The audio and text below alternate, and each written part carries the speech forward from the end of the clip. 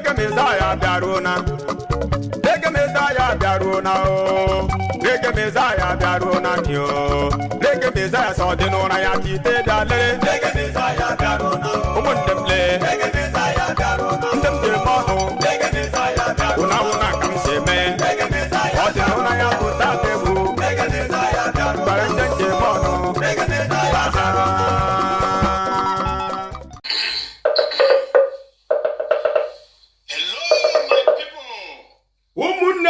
Nam ndewenu. How are you all doing today? Kenkunu mere n'ụbọchị taa. I know by his grace you all are keeping well. Amam site n'ike ka ya unu chana bi ọfụma.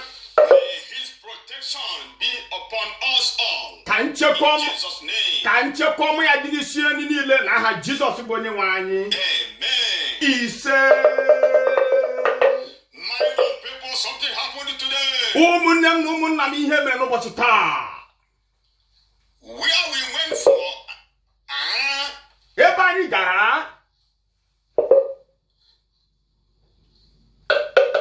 I don't even know what to call it. Amadị m ihe a ga-eji wee kọwaa ya ihe m ga-akpọ ya. Describe it. Or compare with it. Ọkpọ ihe a ga-eji wee maa atụ ya. Should I call it? Obonkpoya. Thanksgiving. Ekele. In conjunction. Mmekọrịta. In cooperation. N'ijikọ aka ọnụ. Incorporated. N'isonyere ndị ọzọ. Service of continuity. Ikerịta Chineke malitekwa na-eme mmemme na collaboration. Ịkpọkọ ịga na-esoro ndị ọzọ na-ekpe ụka. Ka ọ bụ ka ọ bụ ekele dị ekele Chineke maka mmechi ahụ. Mana emecha gawakwa nzukọ. Ihe ọbụla. Oge ọbụla.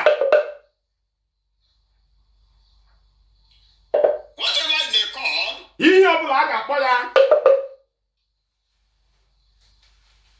All I know is ihe mma bụ we went for event. O nwere ebe anyị gara. Somewhere, somehow, otu ọbụla, ebe ọbụla. someplace, ebe dị otu a. someday, ụbọchị ọ gara aga. and some time ago.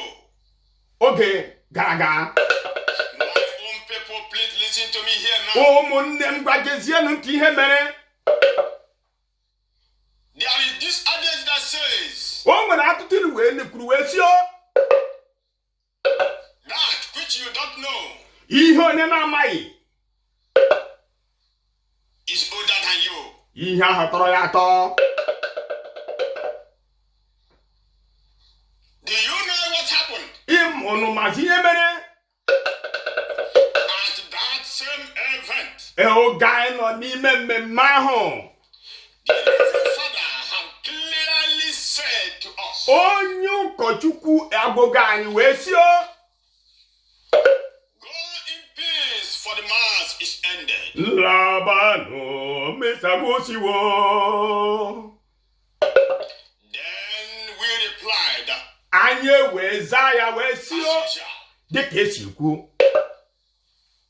Thanks be to you, O Lord Jesus Christ. Ekene dịrị Chukwu. Also we say thanks to you, Lord Jesus. Ekene dịrị Chukwu. Oh, my own people, my own people. Ụmụnne m gwagezienụ ntị nụnụ. Here come the key point of the event. Ebe a ka ihe tụrụ m n'anya ji wee mezie. Because after we have replied all this. Maka na oge anyị zaghachi onye ụkọchukwu.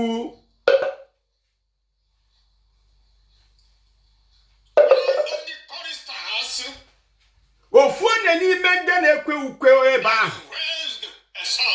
Wee malite egwu egwu wee kwuo na-asị o.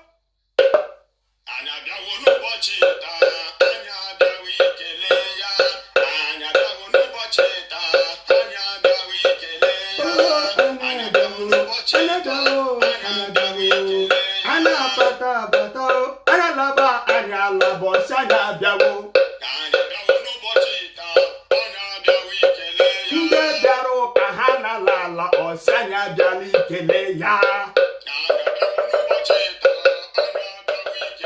Nde bịara ụka anya alabegosi anya abịawa ikele Chukwu. Onye na-amaghị n'elu ụwa.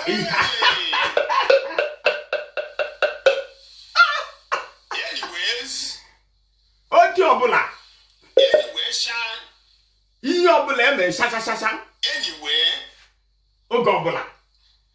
I think it is because of this kind of reason. Echem n'ọbụ maka ụdịrị ihe ndị ya. Village beside mine. Ofu obodo nọ n'akụkụ obodo m ji wee sị. Called Amibo. Aha ha bụ Amigbo. They said, whether it is good or bad, let it be so. Yarma garma yarwa ngwa. My own brothers and sisters. Ụmụnne m ndị nwoke na ndị nke nwaanyị. Let us remove personal interests in whatever we are doing. Onye ọbụla wepụ maka ihe ọ ga-erite ma ihe ọ ga-eji ana. Do things according to the benefit for the benefit of the people, the association or the church. Ka anyị rụọ n'obodo ọrụ wepụ gaa ụwa ma ihe a ga-erite ma ihe eji aza aha. To allow thanksgiving. Iji wee mee ka ekele Chineke. To differentiate thanksgiving. Ka e wee wepụ gaa. To celebrate thanksgiving. Ka e wepụ gaa Thanksgiving na ihe anyị. Thanksgiving. Oh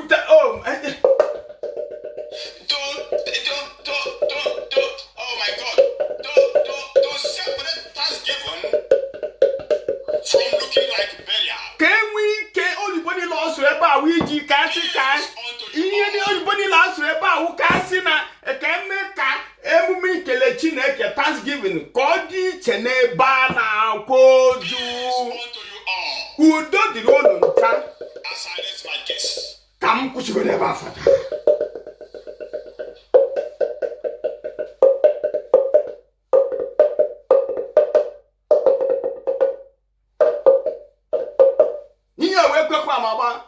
Nwoke Reggae Messiah nwa ndị ụmụndị na-ewetara n'ozi ọma biko ụmụnne m na ụmụnna m Chineke interpretation adịghị izi Chineke ewe interpretation adịghị izi mana agbalịrị m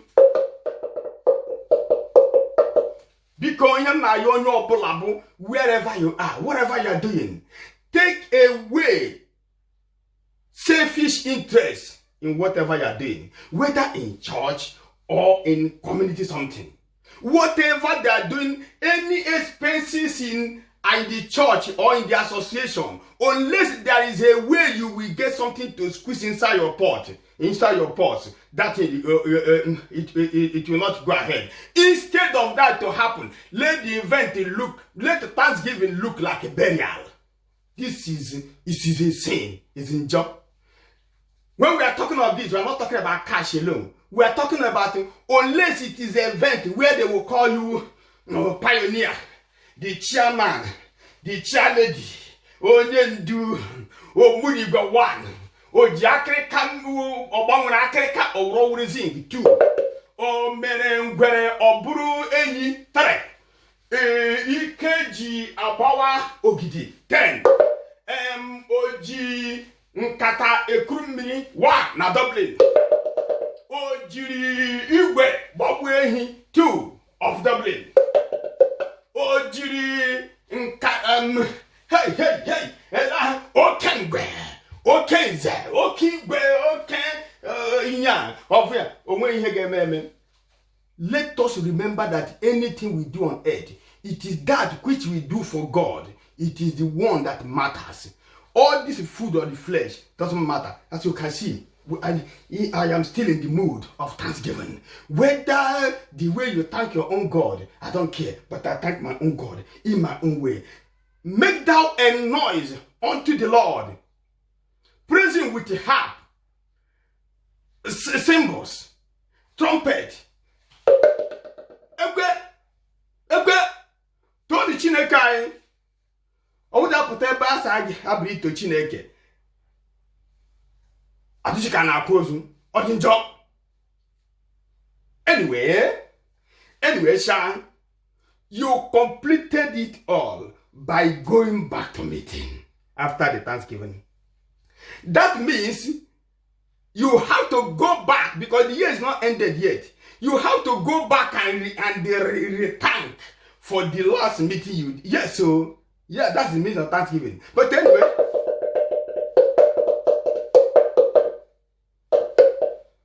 that is it for today. Thank you, my own people, and may this message sink in our brain, and may we learn from it.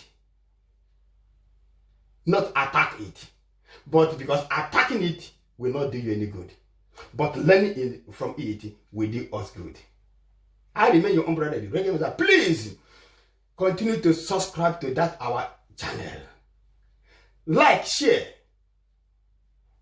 view, comment. Your comment is a big boost to us. Your comment is credit to us. Your comment is help to us. You can say whatever you like. This man, you are doing rubbish. This man, you don't know what you are doing. This man should stop coming out on social media. This man, you are doing completely shagarata.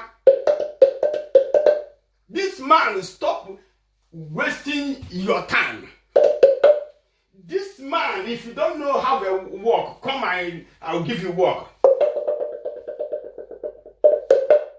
Whatever you write there is a boost and a help to us. And my God will continue to bless you all.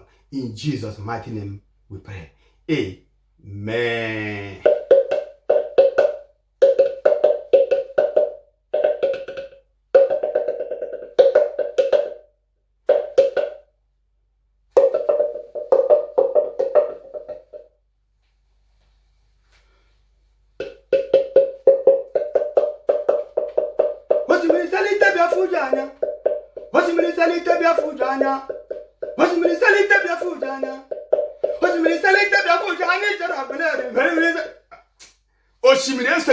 Because you sell it and food Joanna. Reggae mama,